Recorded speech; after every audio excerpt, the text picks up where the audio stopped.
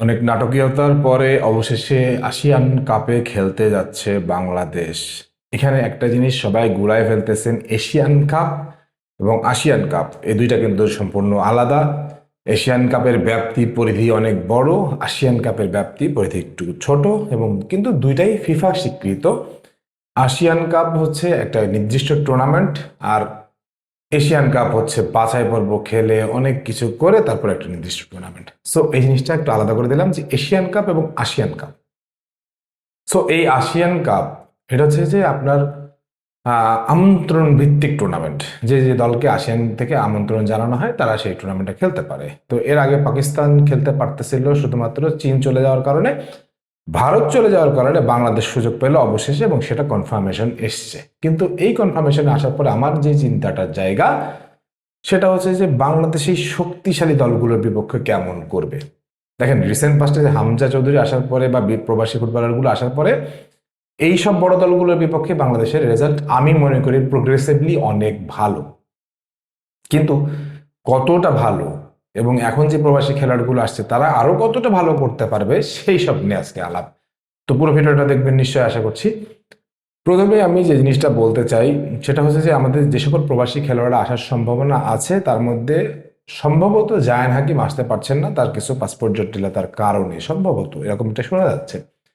তো জায়ান হাকিম যদি না আসে তাহলে আমাদের একজন লিথাল ফিনিশার, লিথাল স্ট্রাইকার থাকছে না। ট্রেভর ইসলামের ব্যাপারে এখনো কোনো আপডেট নাই, বাট ট্রেভর ইসলাম যদি আসে তাহলে আমরা আবার সেই মানের একজন স্ট্রাইকারকে পেতে পারি।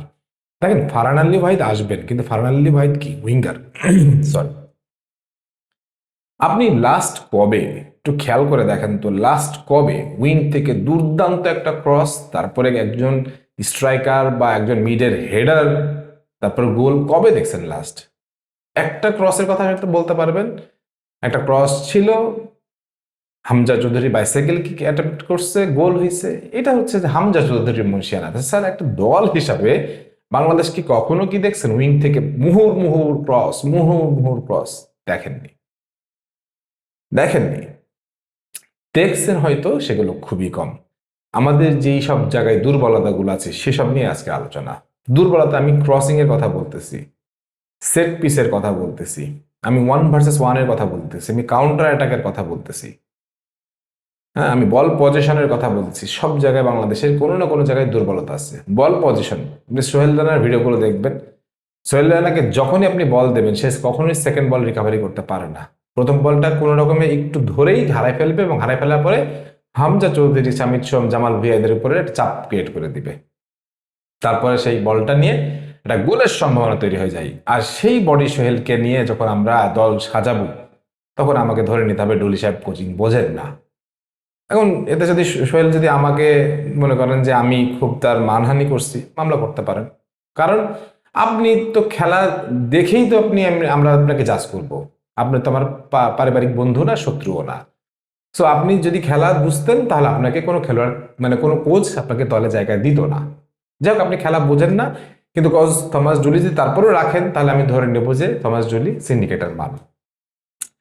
2 নম্বর হচ্ছে যে 1 ভার্সেস 1 আমরা খুব দুর্বল। দেখেন, একটা প্রপার স্ট্রাইকার আমাদের কখনোই ছিল না, কিন্তু আমাদের যারা ফিনিশিং এর থাকেন, ফার্স্ট লাইনে থাকেন, তারা কখনোই 1 ভার্সেস 1-এ ওইভাবে ব্যাটেলগুলো উইন করতে পারেন না। 100টার মধ্যে আপনার দেখবেন 90টাই উইন করতে পারবে না। এই 1 ভার্সেস 1 নিয়ে থমাস জুলি কতটা কাজ করতেছেন সেটা হবে দেখার বিষয়। আমি পার্সোনালি বিশ্বাস করি যে যদি জায়ান হাকিম বা ট্রেভর ইসলাম আসেন তাহলে 1 ভার্সেস 1 আমাদের অনেক বিল্ড আপ হবে। যদি ফারহান আলী ওয়াহিদ আসেন 1 ভার্সেস 1 আমাদের বিল্ড আপ হবে। কিন্তু এর মাঝখানে একজনের কথা বলি, ইউসুফ আহমেদ আসতেছেন বার্মিংহাম সিটি থেকে। বার্মিংহাম সিটি থেকে ইউসুফ আহমেদ আসছেন, তিনি খেলেন কোথায়? তিনি খেলেন বেসিক্যালি হামজার পজিশনে, সিডিএমস, সেন্ট্রাল ডিফেন্সিভ মিডফিল্ডার। ডিএমএও খেলেন, কিন্তু তাকে কি আমরা এনেই কি নামাই দিব? সে কি সেই পজিশনের খেলোয়াড়? তাকে আমরা আসলে কতটুকু চিনছি? সো এই সব কিছুর জন্য আপনার দরকার হবে একটা পূর্ণ মেয়াদের বড় একটা ক্যাম্প। এই ক্যাম্পটা আবার কবে শুরু হবে? যদিও তারা বলতেছে যে এই খুব শীঘ্রই শুরু হয়ে যাবে, এই আগস্ট মাসেই শুরু হয়ে যাবে, বাট আমি এটা বিশ্বাস করতে পারছি না।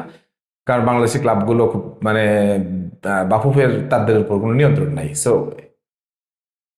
ক্যাম্প শুরু হইল, ক্যাম্পে থাকবেন লোকালরা সাধারণত, কারণ ক্যাম্পে বিদেশি যারা আছে তাদের এখনো হচ্ছে যে ফিফা উইন্ডো ছাড়া ছাড়ার সুযোগ নেই।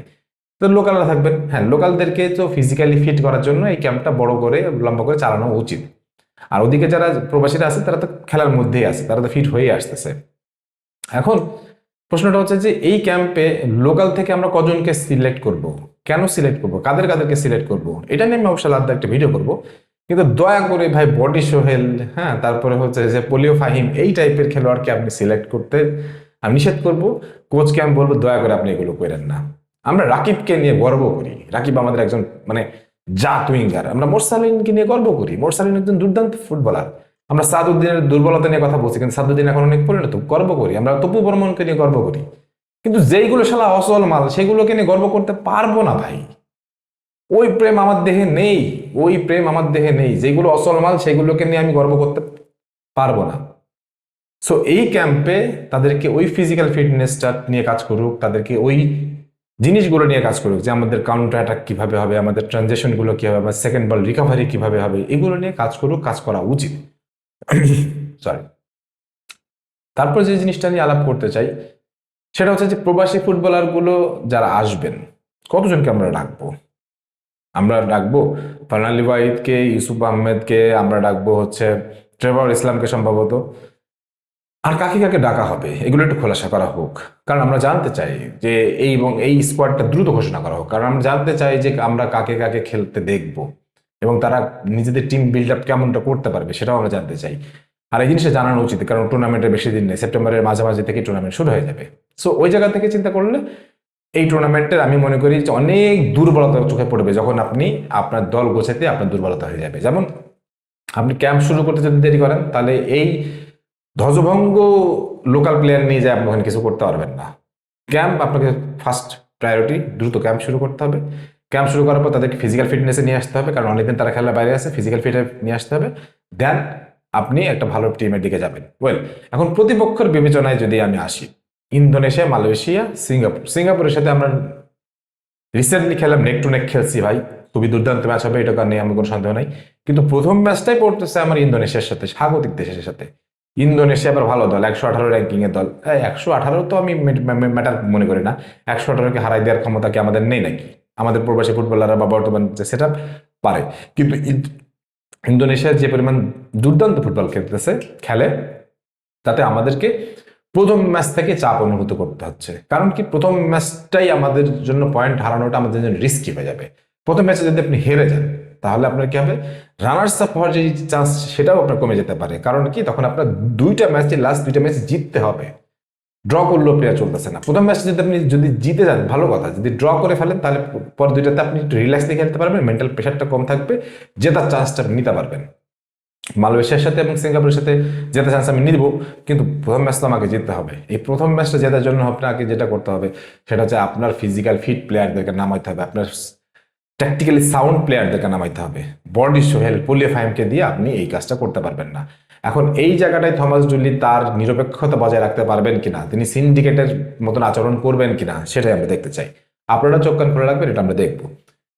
তারপরে যে জিনিসটা নিয়ে একটু আলাপ করতে চাই সেটা হচ্ছে প্রবাসী ফুটবলারকে নিয়ে যখন আমরা অনেক কথা বলি, তখন লোকাল ফুটবলাররা আমাদের ভিডিও হয়তো দেখেন, তারা হয়তো ভাবেন যে খেলা বোঝে না, মানে প্রবাসী নিয়ে পড়ে রয়েছে। ভাই, হামজা চৌধুরী আসার পরে বাংলাদেশের ফুটবলটাকে ফুটবল হয় ফুটবল। তার আগে এটাকে বলা হয়তো বেসবল, রাগবি বল, যেটাই বলা হয়তো, ফুটবল বলা হয়তো না। তো প্রবাসী আসার পরেই ঘটনাটা ঘটছে। তুমি কোনো কোনো জিনিসটাও ছেড়ো নাই, তোমরা কোনো জিনিসটাও ছিঁড়তে পারো নাই। হামজাকে দেখার পর তোমার ভালো খেলার ইচ্ছা তৈরি হয়েছে, হামজাকে দেখার পর তোমার আগ্রহ তৈরি হয়েছে। প্রবাসী ফুটবলার আসার পর তোমরা নিজেদের জায়গা নিয়ে টেনশনে পড়ে গেছো, কারণ কি, আমি খারাপ খেললে জায়গা হারা যাবে। ভাই, খারাপ খেলে যদি জায়গা হারা যায় তাহলে খেলা শেখো। ওই অর্ধেক খেলা শিখে এখন তোমার আর কাজ হবে না, খেলা শিখে তোমাকে আসতে হবে। যাক, ওভারঅল এই স্কোয়াড ঘোষণাটা দ্রুত চাই, ক্যাম্পটা দ্রুত ঘোষণা চাই, এবং দ্রুত ঘোষণা হওয়ার পরপরই আমরা এগুলো নিয়ে অ্যানালাইসিস করবো, কাটাছাড়া করবো, দল কোন দলের সাথে কেমন ম্যাচ হবে, কীভাবে হবে, কেমন দল হতে পারে, স্কোয়াড কেমন হলো, সব কিছু নিয়ে আলাপ করবো। বাট প্রাইমারিলি আপনাদেরকে শুধু এই সুখে সংবাদ দিতে চাই, আসিয়ান কাপে আমরা খেলতেছি, আমাদের প্রবাসী ফুটবলাররা আসবে ইনশাল্লাহ, এবং আমরা দুর্দান্ত কিছু ম্যাচ দেখতে পারবো, অন্তত 4টা ম্যাচ দেখতে পারবো। সে পর্যন্ত আপনারা সবাই চোখ কান খোলা রাখুন, এবং কোনো অন্যায়, কোনো প্রতিবাদ যদি হয় সেটার বিরুদ্ধে অবশ্যই কথা বলতে হবে। সে পর্যন্ত লড়াইটা চালিয়ে যেতে হবে, কারণ বাংলাদেশ ফুটবলকে মরতে দেওয়া যাবে না, আমরা বাংলাদেশ ফুটবলকে মরতে দিতে চাই না। সবাই ভালো থাকেন, সুস্থ থাকেন। আল্লাহ হাফেজ।